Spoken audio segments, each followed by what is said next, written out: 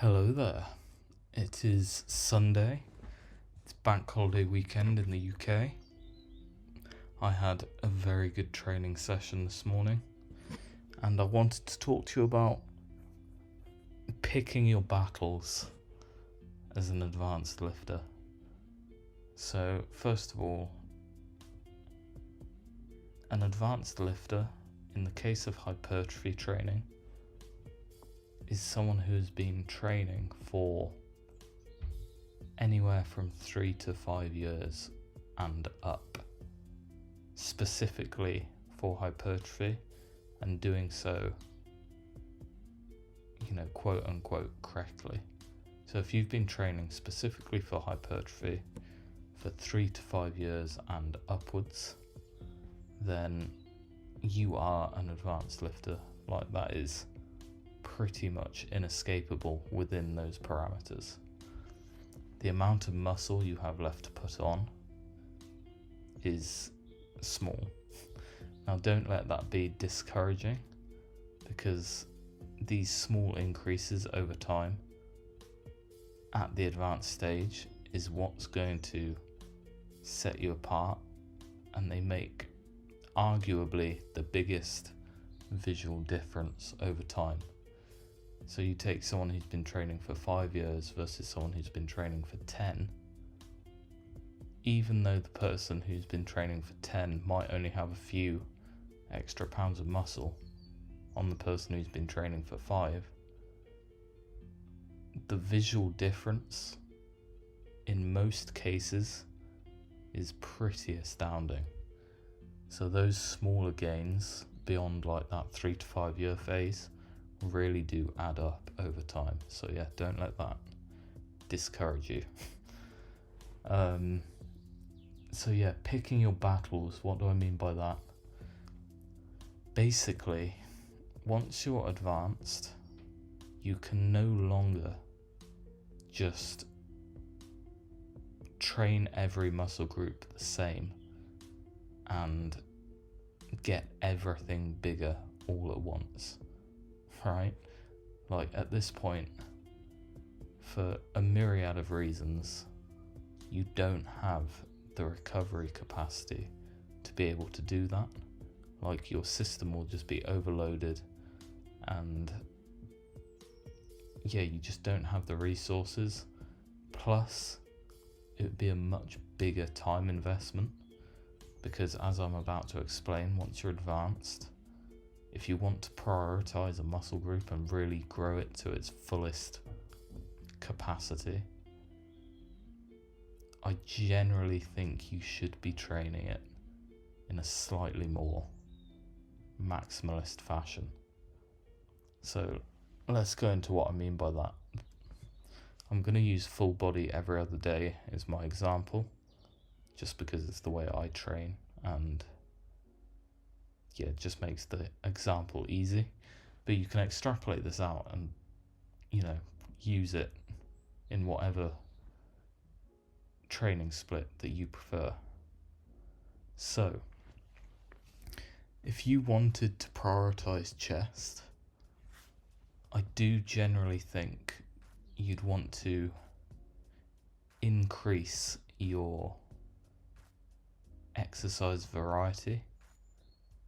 So, someone who's prioritizing chest would want to do a flat press, an incline press or an incline fly, a decline press or a decline fly,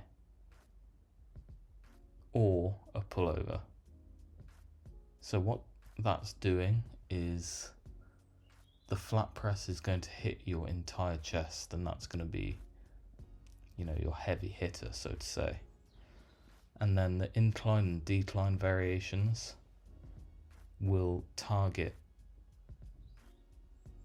those different muscle regions of the chest, and it will bias them. An upper pec fly, yes, you're going to be hitting the chest generally as well, but what it's doing is it's just biasing that sternal head of the pec. And in the case of the pullovers, by the way, that's going to be targeting your lower chest. I maybe didn't specify that. So yeah, that would be a maximalist exercise selection for your chest. So in comparison, and before I go into that actually, what that's essentially doing is that is going to grow your chest at the maximum rate that it could. And in the case of full body every other day, you'd hit one set of each of those exercises every other day. So in comparison, what would,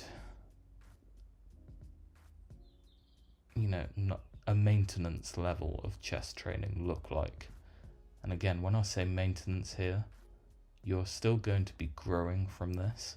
It'll just be at a much slower rate than you could be if chest was prioritized with the parameters I've just mentioned. So yeah, a quote-unquote maintenance chest or a minimal chest exercise selection could literally look like just a flat press, one set every other day.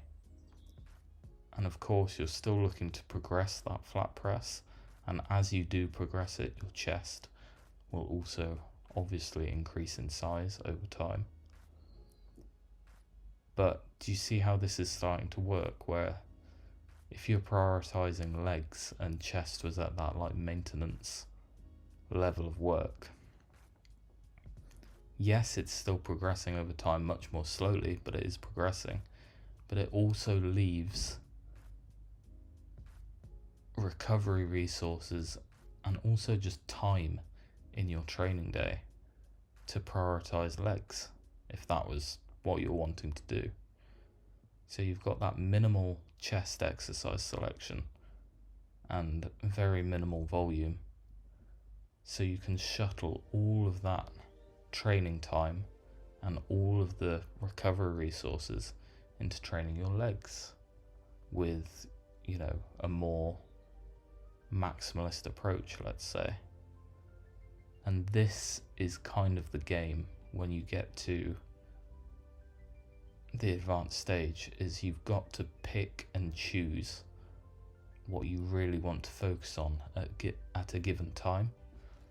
And obviously that's going to change over time as you assess your physique or just your general training goals, and it just sort of changes with the seasons as well.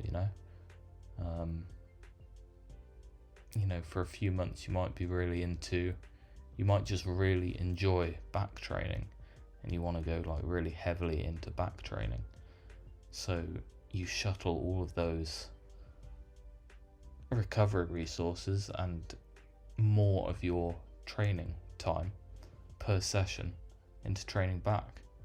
And so naturally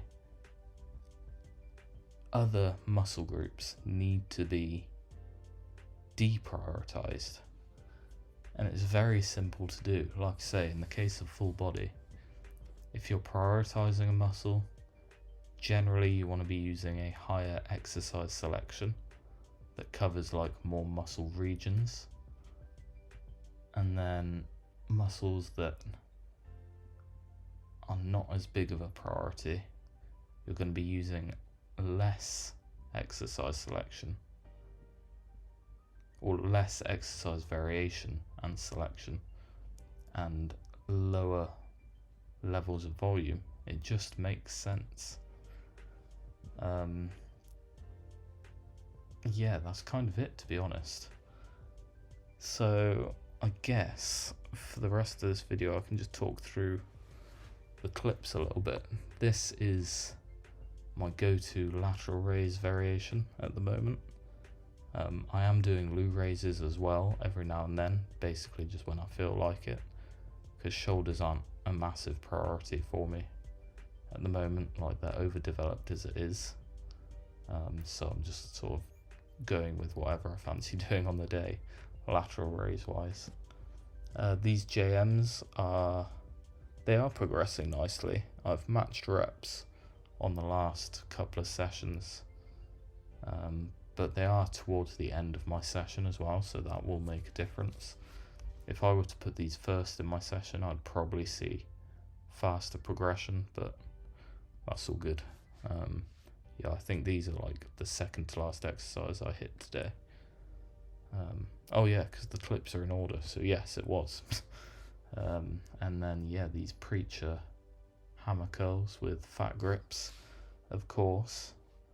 I really love this lift. It's, yeah, as some of you may know, I'm obsessed with just forearm development in general. So I do tend to, I do a hammer curl, I do a reverse curl, and I do a supinated curl. And do you need to do that for like maximum forearm development? Possibly not, but I honestly just enjoy it. Like, hammer curls and reverse curls are not exercises you see people do as often, and yeah, I think it's a shame, especially as a lot of lifters complain about, weak grip strength or, small forearms, and it's like, well, if you're not doing hammer curls and reverse curls and you're making those complaints, or you're using straps for everything, then, maybe change your approach. You know what I mean? Just because someone says, maybe you've heard an influencer say, you don't need to do hammer curls or reverse curls, like just any sort of curl will grow your entire bicep and forearm. Like, technically, yes, that is true, but it's such a cliche saying, but success leaves clues, right? So yeah, look at the way you're training and see if there are any gaps that make sense with what you perceive to be like weaknesses in your physique and your development. So if you're complaining about small forearms but you're using straps and not doing any hammer or reverse curl variations, then that's just some low-hanging fruit, Why not at least try it? Maybe it won't work, but maybe it will. So yeah, anyway, I've sort of ranted on after the clips have finished, but yeah, thank you if you made it this far, and I will see you next time.